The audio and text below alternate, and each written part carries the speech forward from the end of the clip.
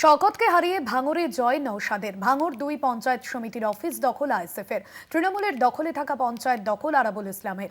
ওই সমিতির সভাপতি আরাবুল ইসলাম দখল আরাবুল ইসলামের। তৃণমূলের দখলে থাকা পঞ্চায়েত দখল আরাবুলের। ভাঙড় ২ নম্বর পঞ্চায়েত সমিতির অফিস দখল আইএসএফের।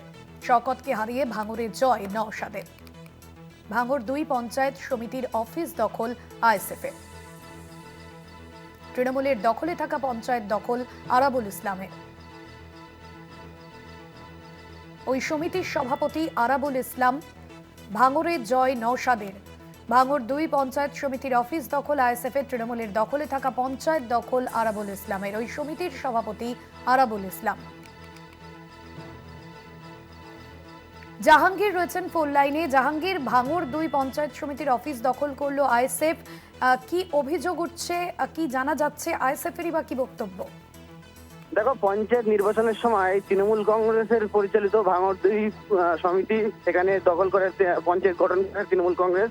তারপরে যখন পঞ্চায়েত নির্বাচনের পরেই মহিউদ্দিন মোল্লা নামে একজন আইএসএফ কর্মী খুন হয়, তারপরে কিন্তু দীর্ঘদিন জেলে ছিলেন আরাবুল ইসলাম। অবশেষে জেল থেকে ফেরার পরে সেই বিডিও অফিসে গেলেও কার্যত দখল পায়নি আরাবুল ইসলাম। অন্যান্য তৃণমূল কর্মী সমস্ত যারা ছিলেন তারা কিন্তু আরাবুল ইসলাম কোনো রকম সুযোগ দেয়নি, যেমন দলও তাকে সাসপেন্ড করেছিল। যার কারণে দীর্ঘদিন বাদে ঠিক এই বিধানসভা নির্বাচনের মুহূর্তে তখন যিনি ক্যানিং পূর্ব থেকে আইএসএফ এর প্রার্থী ছিলেন আরাবুল ইসলাম, তারপরেই ওখান থেকে বাহারুল ইসলামের কাছে পরাজিত হতেই আজকে কিন্তু আবার সেই ভাঙড় ২ পঞ্চায়েত সমিতিতে বসলেন আরাবুল ইসলাম। এবং অন্যান্য যে সমস্ত পঞ্চায়েত সমিতির মেম্বার যারা আইএসএফ এর ছিল তারাও তাদেরকে সঙ্গে নিয়েই বসলেন। শুধু তাই নয়, পাশাপাশি ২ জন জেলা পরিষদ মেম্বার তাদেরকে নিয়েও এখন থেকে এতদিন যে তৃণমূল পরিচালিত যে ভাঙড় ২ পঞ্চায়েত সমিতির বোর্ড ছিল সেই বোর্ড আজকে কিন্তু আরাবুল ইসলামের দখলে, অর্থাৎ আইএসএফ শিবিরের দখলে। এই আরাবুল ইসলামকে আসাকে কেন্দ্র করে সকাল থেকে কেন্দ্রীয় বাহিনী যেমন মোতায়েন ছিল এবং পাশাপাশি ভাঙড় বিজয়গঞ্জ বাজারের পুলিশে কিন্তু মোতায়েন ছিল।